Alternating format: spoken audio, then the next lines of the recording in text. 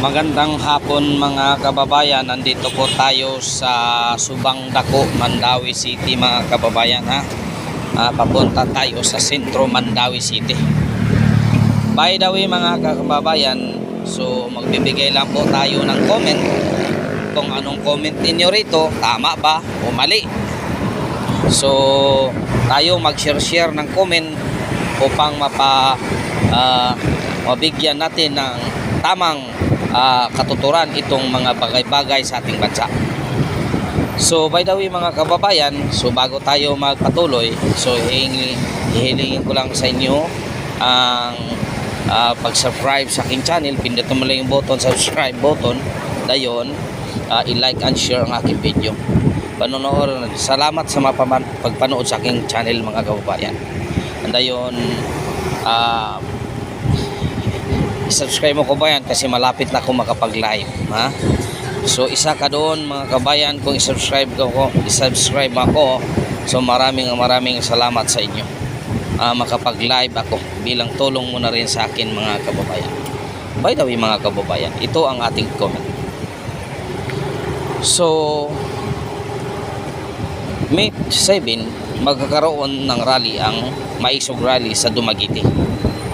Ito daw ay baluarte ng mga Marcos. So ngayon mga kababayan, nagbigay na ng go signal ang mayor, nagbigay ng permit, tapos ngayon kinansila mga kababayan. Tama ba?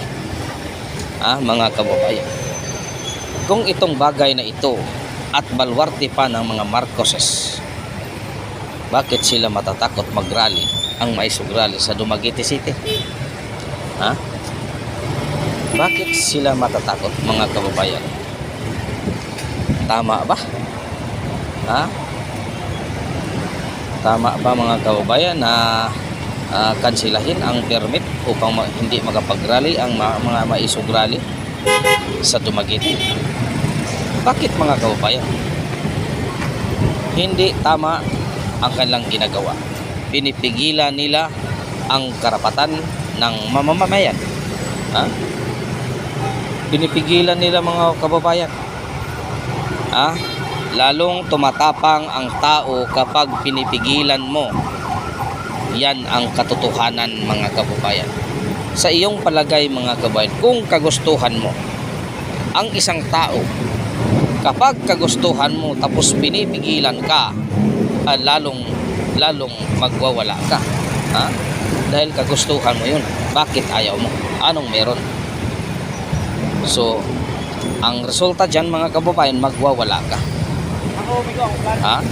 Ganon din ito mga kababayan sa Maisog Rally.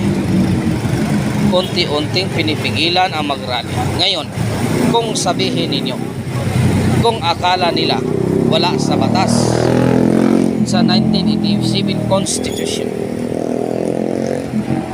anong sabi doon? Kung mapayapa ang rally, hindi na kailangan magkumuha ng permit. Kasi ang permit nandyan na sa konstitusyon. Yun ang sinasabi ni Attorney Harry Roque mga kababayan. Hindi na kailangan pa na kumuha tayo ng permit kasi nandyan na sa 1987 Constitution na mag-rally kayo ng mapayapa. Kung gusto punahin ang ating gobyerno, punahin ninyo para magising sila sa katotohanan kung ano ang mga kamalian ng kailang ginagawa. Ngayon, hindi na kailangan. Yung pagkuha ng permit mga kabayan sa mayor, bilang respeto na lang yun sa kanyang jurisdiction. Bilang respeto na yun. Pero kung tutusin, hindi na kailangan kumuha pa ng permit. So bilang mayor ng bayan, kailangan rumispeto tayo at kumuha tayo ng permiso. Nagbigay nga ng permiso, apan kinansila. Bakit mga kabayan? Natatakot ba sila? Kung ikaw wala kang tinatago, kung ikaw mayor o anumang posisyon mo sa bayan, kung gusto ng tao mag-rally, hindi mag-rally kayo.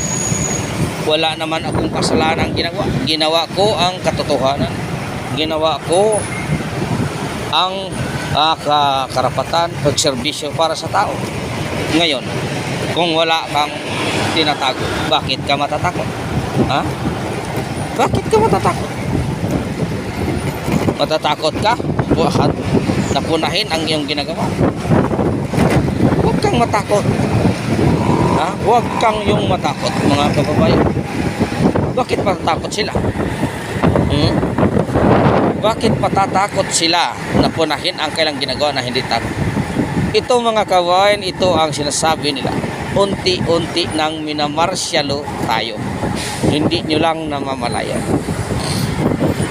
Baka balang araw tayo ay nagpa-vlog ay hindi na makikita mo lang na blackout ka na. Ha? Hindi na ipaparinig sa mga taong bayan ang nangyayari sa ating paligid. Ha? Yun ang katotohanan mga kababayan. So maraming salamat mga kababayan. Hanggang dito na lang ang ating pag-comment sa gobyerno na ito. Kayo kung ano sa palagay niyo, comment kayo.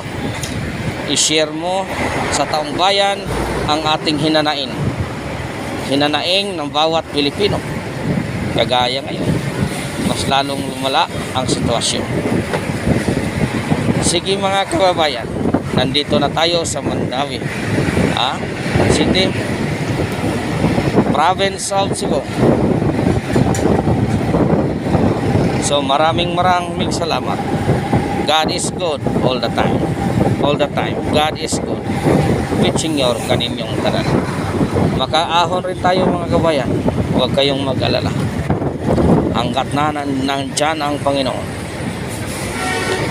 iiahon tayo sa kahirapan. Maraming salamat mga kababayan.